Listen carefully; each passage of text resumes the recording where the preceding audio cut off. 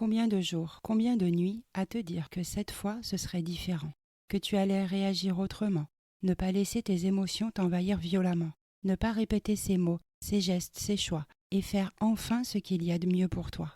Pourtant, encore une fois, tout fout le camp. Encore une fois, ça déborde, ça cogne fort, ça brûle, ça mord. Ces vieilles blessures que tu pensais guéries sont toujours là, tapies, prêtes à surgir encore. Les mêmes schémas limitants qui reviennent et t'escortent, les mêmes tensions qui te traversent et t'emportent.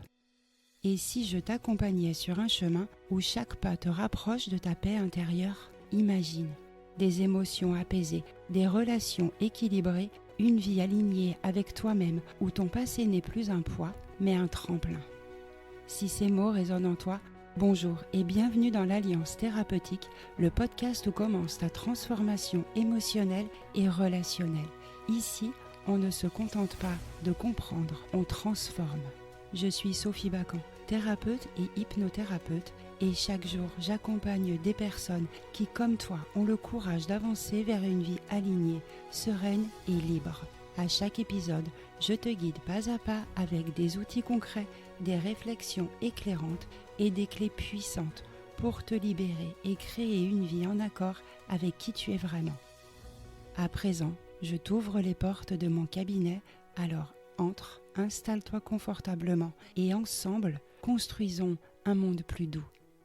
Belle écoute. Je n'arrive pas à y croire. J'ai tellement de chance de t'avoir rencontré. C'est tout récent, mais déjà, j'ai l'impression d'avoir trouvé ce que je cherchais depuis toujours. Tu m'écris chaque jour, tu me regardes comme si j'étais unique. Tu me dis que je suis spéciale, que je compte vraiment. Et moi, j'ai l'impression d'être enfin vue, enfin choisie. C'est comme si je renaissais à la vie.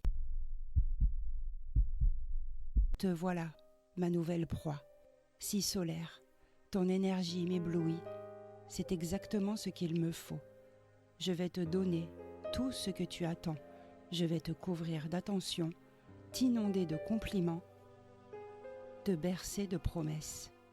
Tu vas croire que tu es l'unique, l'indispensable, et pendant que tu t'abandonnes, moi, je prends déjà le contrôle. Je sais que c'est rapide, mais ça me paraît tellement juste, tellement fluide, comme si tout ce que j'avais traversé m'avait conduit jusqu'ici, jusqu'à toi. Je me surprends à sourire en pensant à toi, à attendre tes messages, à me sentir enfin aimée à ma juste valeur. Je découvre que l'amour existe grâce à toi. Et ce n'est que le début. Tu m'offres ton enthousiasme, ta soif d'amour, ton besoin d'être reconnu. Tu vas ressentir ce que tu n'as jamais ressenti. Et moi, bien sûr que je te regarde comme un objet précieux, parce que tu l'es. Si tu savais ce que ça me fait quand tu viens près de moi, quand tu me regardes comme ça. Voilà comment tout commence, dans la promesse d'un amour parfait, dans l'illusion d'être enfin reconnu, enfin choisi. C'est ainsi que s'installe l'emprise psychologique, une intensité qui fait vibrer, mais qui piège. Ce n'est que la première étape. Bientôt, derrière l'éclat de la séduction, une autre face se révèle. Pas à pas, je vais te raconter les étapes de cette descente aux enfers. De l'idéalisation à la dévalorisation, du contrôle à la confusion, jusqu'à l'effondrement. Puis nous verrons pourquoi on tombe dans ces relations, ce qu'est vraiment la perversion narcissique et surtout comment s'en libérer. À la fin, je te proposerai un exercice guidé pour te recentrer et commencer à délier un à un les liens toxiques. Les jours passent et chaque geste, chaque mot vient renforcer l'illusion. Tout est pensé pour paraître évident, magique, comme si l'amour s'écrivait enfin. J'adore me réveiller avec ton message. C'est la première chose que je vois et je souris à chaque fois. Je me dis enfin quelqu'un qui pense à moi dès le matin. Je n'avais jamais connu ça. Un rituel quotidien et le lien se crée. Je veux que ton premier réflexe, ce soit moi. Que ton humeur dépende de mes mots. Hier soir, quand tu as dit que tu avais l'impression de me connaître depuis toujours, moi aussi je le ressens comme une évidence. Tout est si naturel entre nous, j'ai envie d'être avec toi en permanence. Ces phrases, je les sers à chaque fois, depuis toujours, comme une évidence. C'est ce que tout le monde rêve d'entendre et ça marche toujours. Chaque mot que je choisis est une corde invisible. Prépare ta valise, on part ce soir. Quoi? Mais on va où? Tu verras, je ne veux pas gâcher la surprise. Mon cœur s'emballe, c'est fou, irréel. Personne n'a jamais fait ça pour moi. Tout est prévu, l'hôtel, le dîner, même la musique dans la voiture. J'ai l'impression de vivre un film, d'être emporté dans quelque chose de plus grand que moi. L'effet surprise, c'est imparable. Plus tu te laisses porter, plus tu t'habitues à ce que je décide. Tu crois que c'est romantique? En réalité, je te contrôle déjà. Tiens, j'ai un cadeau pour toi. Quand je l'ai vu, j'ai immédiatement pensé à toi. Je savais que ça te plairait. Tu me connais tellement bien, en si peu de temps, c'est fou. Merci beaucoup. Je l'adore ce pull. J'aimerais qu'on passe encore plus de temps ensemble. On est si bien, juste toi et moi. On se suffit à nous-mêmes, non? C'est vrai. D'ailleurs, j'ai annulé le resto avec mes amis demain. Je veux profiter de chaque instant avec toi. D'ailleurs, j'ai une idée, comme ça. Et si on s'installait ensemble? Oh, mon cœur s'emballe, c'est tellement inattendu, tellement intense, j'ai l'impression que tu me choisis vraiment. Je me dis que c'est ça l'amour, quelqu'un qui veut tout partager avec moi. Je t'aime. Le futur est un appât. Plus j'avance vite, moins tu réfléchis. Tu crois que ce sont des promesses, ce ne sont que des illusions, des chaînes qui se resserrent lentement autour de toi. Et en plus, si on vit ensemble, on pourra faire l'amour tout le temps. J'adore être avec toi. J'ai l'impression de découvrir ce qu'est la sexualité. Tu es tellement attentive à mon plaisir. Tu es piégée. L'intensité sexuelle, c'est l'arme parfaite. Tu crois que je suis attentif, que je te révèle quelque chose de rare, mais ce n'est qu'une technique. Plus c'est fort, plus tu tombes dans la dépendance. Tu appelles ça amour. Moi, j'appelle ça attache. Voilà la phase d'idéalisation. Les messages, les attentions, les cadeaux, l'intensité sexuelle, les promesses de futur. Tout est réuni pour créer une illusion si forte qu'elle paraît indestructible. C'est l'apothéose de la lune de miel et c'est aussi la première chaîne de l'emprise. Mais ensuite... Tu pourrais quand même ranger un peu avant que je rentre. Je bosse toute la journée, moi, et je retrouve la maison comme ça. Franchement, c'est n'importe quoi. Pardon, je vais le faire tout de suite. J'avais pas vu l'heure passer. Mais c'est quoi en fait que t'as fait à manger là? C'est fade, tu cuisines vraiment n'importe comment, tu pourrais faire un effort quand même. Oui, bien sûr, la prochaine fois, je ferai autrement. Je croyais te faire plaisir. Chaque critique, tu l'absorbes. Chaque excuse te fait rapetisser. Et moi, je prends de la hauteur et toute la place. Et puis arrête de me coller comme ça. T'es insupportable. Tu crois que j'ai que ça à faire? Je bosse, je suis fatiguée. J'ai pas envie ce soir. Oui, bien sûr, je comprends. Excuse-moi. Repose-toi, je veux pas t'embêter. Et voilà, tu pleures encore, c'est toujours pareil. Tu dramatises. Franchement, tu me fatigues. T'es vraiment trop sensible. Tu détruis tout là à faire des histoires pour rien. Pardon, oui, excuse-moi, je vais arrêter. Je voulais pas te mettre en colère. Voilà. Tu ne parles plus que pour t'excuser. Tu ne cherches plus à exister, seulement à me ménager. C'est exactement ce que je voulais. La dévalorisation dans la vie commune se vit dans chaque geste banal. La victime s'excuse, se justifie, se fait petite. Elle croit qu'en se pliant, elle va retrouver l'amour des débuts. Mais plus elle se fait petite, plus elle disparaît et plus l'autre prend tout l'espace. Et ça ne s'arrête pas au quotidien domestique. Les reproches débordent sur les liens les plus intimes, la famille, les amis, toute tentative de garder un espace à soi. T'étais encore au téléphone avec ta sœur? Tu lui racontes quoi au juste là? Qu'on a des problèmes? Tu crois que ça la regarde? Non, on parlait juste de son travail, rien de grave. Excuse-moi si ça t'a dérangé, je ferai plus court la prochaine fois. Et tes amis sont trop envahissants. Tu crois qu'ils t'apportent quoi, ces gens? Si tu m'aimais vraiment, c'est avec moi que tu resterais. On n'a pas besoin des autres. Oui, tu as raison, je les verrai moins. De toute façon, je préfère être avec toi, tu le sais.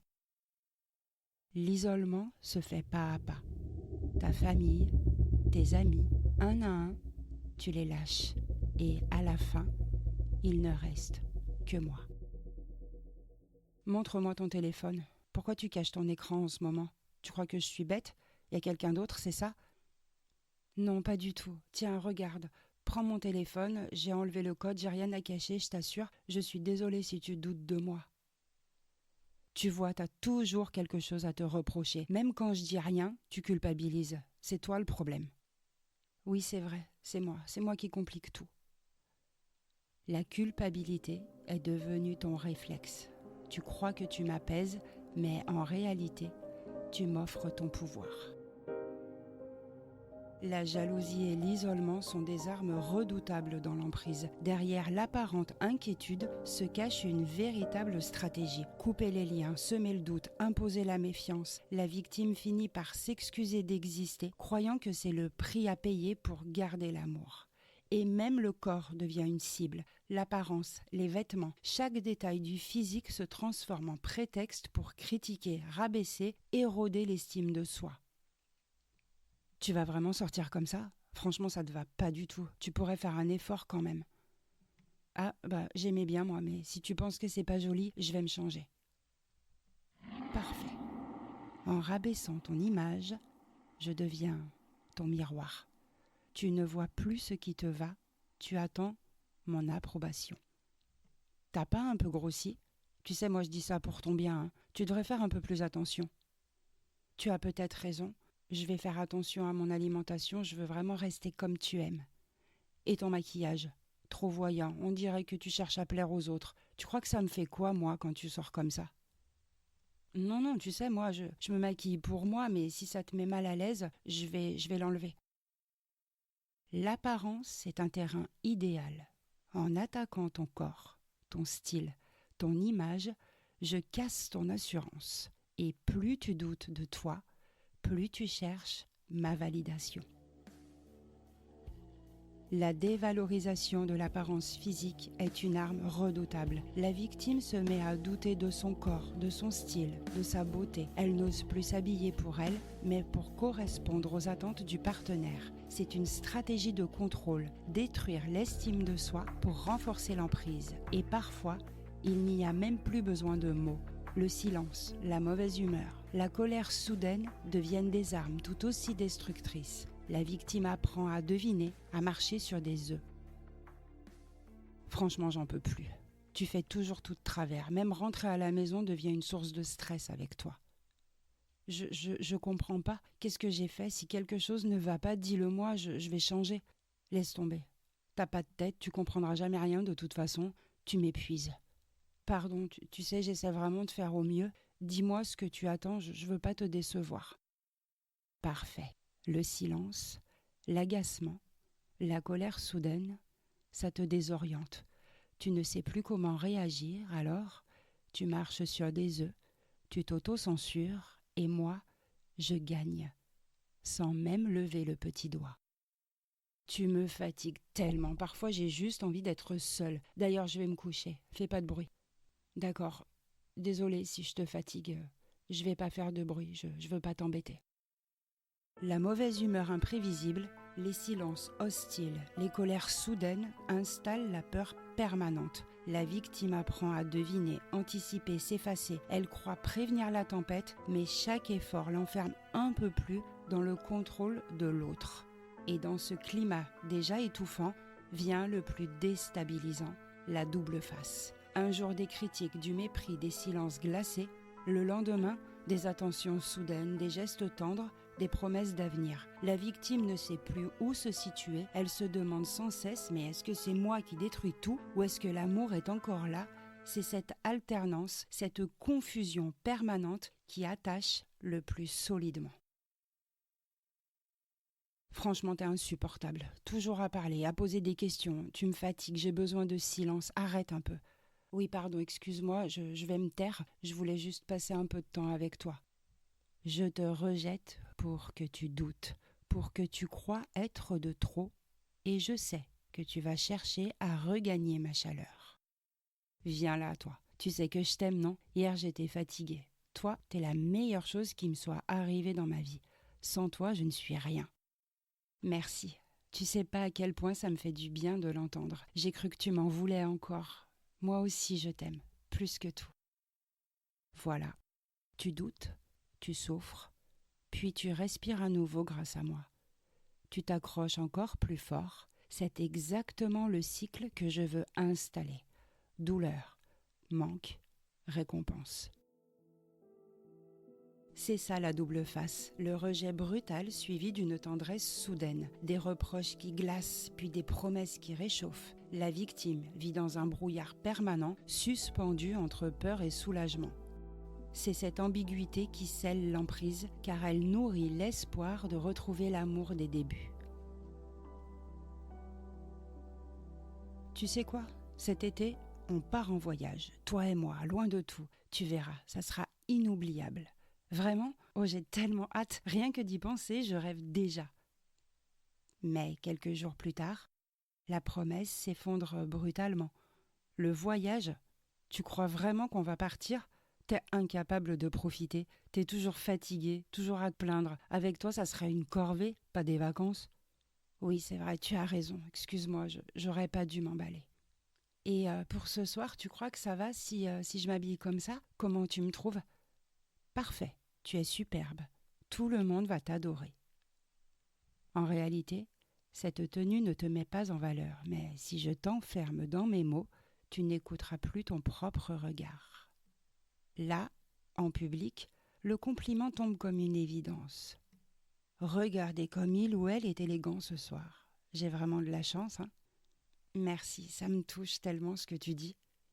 Mais une fois rentré, les mots se retournent. Franchement, c'était ridicule. Ta tenue, ta façon de rire, j'avais honte. La prochaine fois, fais un effort. Pardon, je pensais que ça allait. Je ferai plus attention, oui. Une scène concernant la sexualité. Tu es incroyable. Avec toi, je découvre une intensité rare. Je n'ai jamais ressenti ça avec personne. Moi non plus. C'est tellement fort entre nous. Mais le lendemain, la douceur se transforme en reproche. Tu veux toujours trop. Tu comprends pas que j'ai pas toujours envie. Tu m'étouffes avec tes besoins, c'est lourd, ça devient agaçant. D'accord, excuse-moi, je voulais pas te déranger.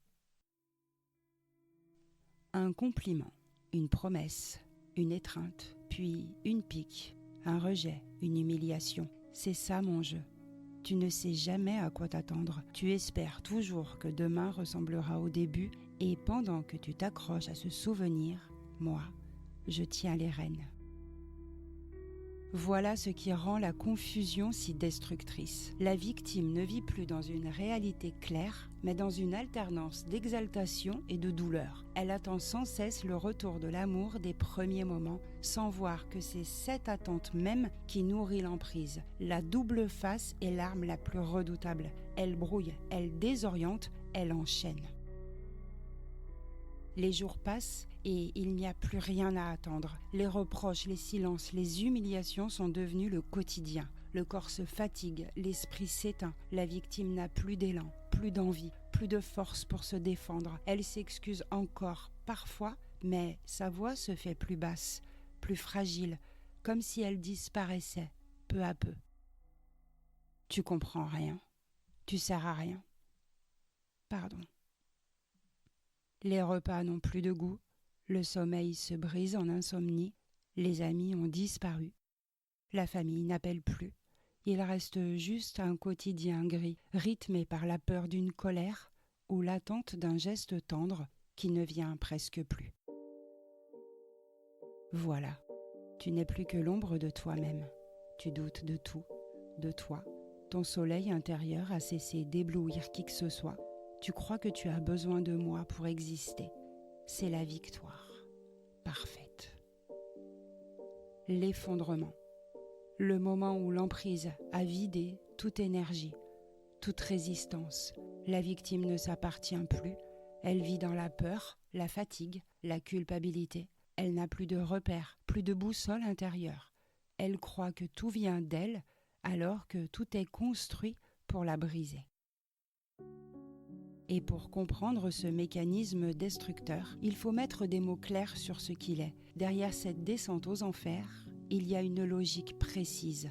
Alors qu'est-ce que c'est vraiment la perversion narcissique ? Ce n'est pas un simple défaut de caractère, ni une personnalité compliquée. C'est une organisation pathologique, où l'autre n'existe pas pour lui-même, mais seulement comme une proie. La personne perverse narcissique ne cherche pas l'amour, elle cherche le pouvoir. Derrière les compliments, les cadeaux, les gestes tendres, il y a une stratégie, séduire puis détruire pour se nourrir de la dépendance créée. Comme l'a très bien décrit Marie-France Irigoyen dans son ouvrage Le harcèlement moral, ce n'est pas un excès d'amour, c'est une mécanique de domination.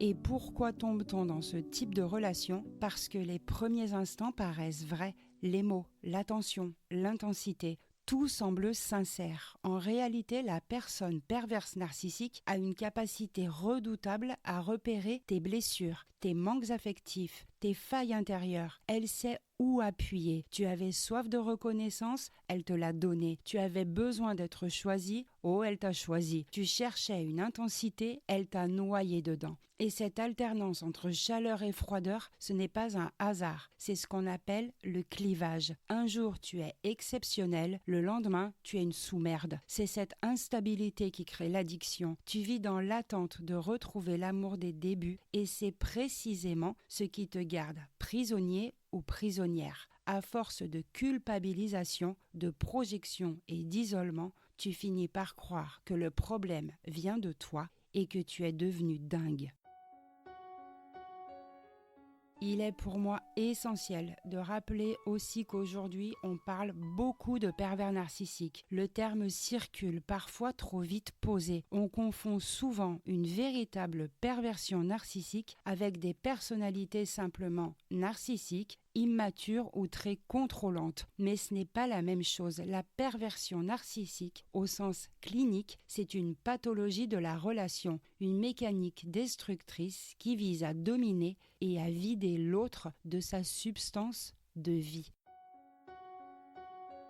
Et les conséquences ne sont pas seulement psychologiques, elles sont aussi traumatiques. Vivre sous emprise laisse des traces proches de l'état de stress post-traumatique. Hypervigilance, perte de confiance en soi, confusion identitaire, insomnie, crise d'angoisse, douleur corporelle. Le corps lui-même devient le théâtre de cette emprise. Même une fois sorti de la relation, la peur, la culpabilité et les flashs peuvent persister longtemps. C'est pour ça qu'un accompagnement thérapeutique est nécessaire pour que l'esprit et le corps puissent retrouver leur sécurité. Il n'y a pas de faiblesse à tomber dans ce genre de relation. C'est humain. Nous cherchons tous à être aimés, reconnus, désirés. Et c'est précisément cette humanité qui est utilisée comme une faille. Mais il faut être clair, on ne change pas une personnalité perverse narcissique. Elle ne guérira jamais grâce à ton amour. Elle ne deviendra pas tendre parce que tu fais plus d'efforts. La seule issue, et je le redis, la seule issue, c'est de rompre l'emprise. Ce n'est pas une trahison, c'est une libération. Tant que tu restes, l'autre va gagner. Quand tu pars, c'est toi qui reprends ton pouvoir. Si tu te reconnais dans ces mécanismes, sache une chose, rien n'est figé. Tu peux retrouver ton énergie, ton identité. Ça commence par un geste intérieur, un choix intime, te recentrer. L'emprise t'a volé du temps, mais elle n'a pas détruit ta lumière. Elle est encore là et tu peux la rallumer. Je vais te proposer maintenant un exercice symbolique. Bien sûr qu'il ne remplace pas un travail en profondeur, mais il peut t'aider à sentir dans ton corps et dans ton esprit que tu peux reprendre ta place. L'idée est simple, reconnaître tes besoins, ressentir tes limites et imaginer une séparation symbolique avec ce qui t'a enfermé. Cet exercice s'appelle « Je me libère enfin ». Je t'invite à t'installer confortablement. Et avant tout, rappelle-toi une chose, tu es en sécurité avec moi, ici et maintenant. Ce que tu vas faire est symbolique, imaginaire, mais c'est une manière de dire à ton inconscient « ça suffit, Je reprends mon énergie. Ferme doucement les yeux si tu en as envie. Pose une main sur ton ventre. Inspire profondément. Et sens ton souffle s'ancrer dans ton corps. Expire lentement en relâchant les tensions. Refais-le 3 fois. Inspire.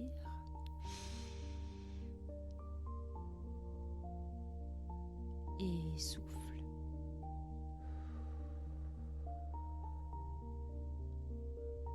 Inspire.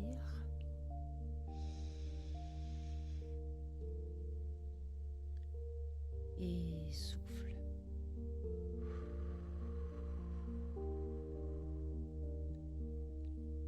À chaque expiration, tu lâches un peu plus du poids que tu portais. Maintenant, imagine-toi debout dans un espace clair, un espace qui n'appartient qu'à toi. Sens ton corps, ta posture. Tu es là. Tu existes. Et tu as le droit d'être toi. Devant toi, visualise la personne qui a ou qui a eu de l'emprise sur toi. Tu n'as pas besoin de voir son visage précisément. Ce qui compte, c'est ce lien invisible entre vous. Un lien lourd, sombre, qui t'a volé ton énergie. Observe-le comme une ficelle noire entre vous deux. Reconnais qu'il existe ou qu'il a existé. Sens à quel point cette ficelle noire pèse lourd. Maintenant, regarde ta main qui ne tient pas la ficelle.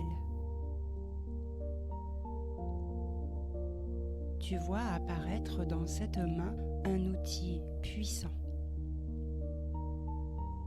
Ça peut être une épée, une flamme, une paire de ciseaux lumineux, ce que tu veux.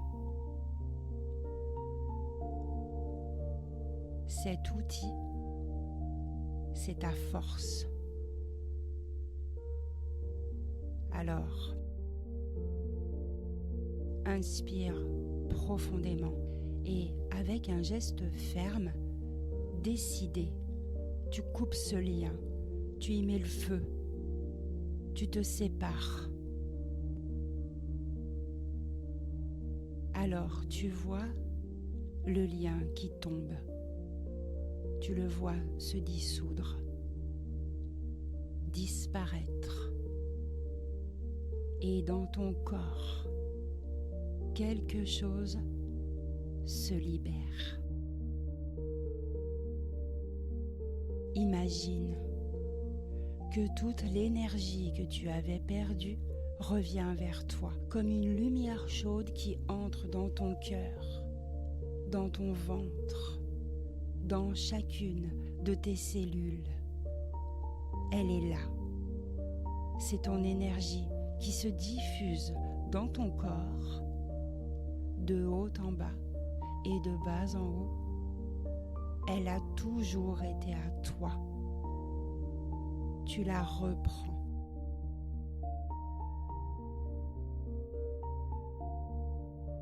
Maintenant, imagine derrière toi une lignée, tes ancêtres, tes proches, tes anges gardiens si tu le souhaites, les gens qui t'aiment, toutes les forces qui t'accompagnent. Regarde-les. Tu n'es pas seul. Tu n'as jamais été seul. Et devant toi, vois l'avenir qui s'ouvre, vaste, lumineux. Choisis un paysage que tu aimes avec un horizon lointain. Tu as le droit d'avancer, le droit de choisir ta vie. À présent, je vais te donner quelques phrases que tu vas répéter intérieurement ou à voix haute, comme une promesse à toi-même. Je ne porte plus ce qui m'a détruit. Je reprends ma force. Je mérite l'amour, le respect et la paix.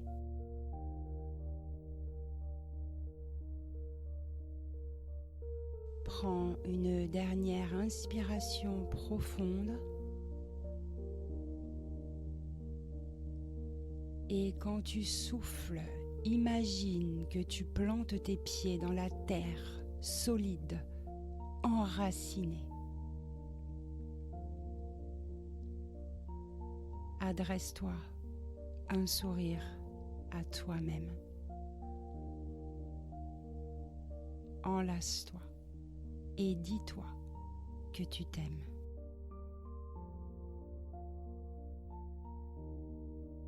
Prends tout le temps nécessaire. Tu es là. Tu t'appartiens à nouveau. Tu pourras ouvrir les yeux quand tu en auras envie. Prends tout le temps nécessaire.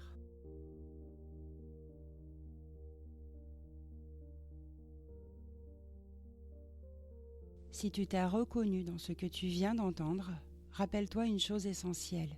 Tu n'es pas condamné. L'emprise n'est pas une prison à vie. On peut s'en libérer, même si aujourd'hui ça paraît impossible. Ce que tu as vécu n'efface pas ta valeur, ta lumière, ta capacité à aimer et à être aimé. Mais pour sortir de l'ombre, il faut de la prudence. Une personnalité perverse narcissique n'aime pas perdre le contrôle. Elle peut devenir encore plus dure, encore plus manipulatrice quand elle sent que sa proie lui échappe. C'est pourquoi il est essentiel de faire preuve de discrétion, en parler à des personnes de confiance, chercher un thérapeute qui pourra t'accompagner, préparer ton départ en secret. Ce sont des précautions qui vont te protéger et qui te permettront de franchir chaque étape en sécurité. Ne reste pas seul. Briser le silence, c'est déjà briser une part de l'emprise. Demander de l'aide n'est pas une faiblesse, c'est une force. Tu peux en parler, chercher du soutien, trouver des alliés pour te relever. Tu peux aussi me contacter si tu en ressens le besoin. Je serai là pour t'accompagner dans ce chemin. Et souviens-toi, chaque pas compte. Chaque fois que tu reprends un peu d'espace, un peu d'air, un peu de voix, tu te rapproches de toi. Tu n'as pas à porter l'emprise comme une fatalité. Tu peux te relever, reprendre ton énergie, reconstruire ton chemin. L'histoire ne s'arrête pas avec ce que tu subis ou ce que tu as subi. Elle commence avec la force que tu choisis aujourd'hui de retrouver. Je te remercie d'avoir pris ce temps pour toi et de l'avoir partagé avec moi. J'espère que cet épisode t'a apporté de la clarté et de la force. Et si tu crois que quelqu'un autour de toi a besoin de l'entendre, n'hésite pas à le partager. Tu peux également mettre une note 5 étoiles et t'abonner pour ne rien manquer des prochains épisodes Et si tu veux aller plus loin, tu trouveras en description toutes mes ressources, mes accompagnements et mon livre Je deviens émotionnellement autonome, ainsi que les liens vers mon site et mes réseaux sociaux. Et puis, n'oublions pas ceci les amis, l'importance de la solidarité. Quand une parole s'élève, elle en libère d'autres. Quand une personne ose dire « ça suffit », elle ouvre un chemin pour les générations futures. En brisant le silence, nous bâtissons ensemble un monde plus doux, plus juste, où l'amour n'est plus confondu avec la domination, où chacun peut respirer librement. Alors continue à partager, à parler, à tendre la main autour de toi. Chaque geste compte, chaque voix libérée éclaire un peu plus l'horizon collectif. Alors si c'est ton objectif, abonne-toi. Il ne me reste plus qu'à te souhaiter une bonne journée ou une belle soirée. On se retrouve dans 15 jours pour un nouvel épisode de l'Alliance thérapeutique. Un épisode spécial autour de Noël en famille pour comprendre pourquoi cette période réveille tant d'émotions et comment la traverser plus sereinement. D'ici là, prends soin de toi et surtout n'oublie pas, la lumière est en toi.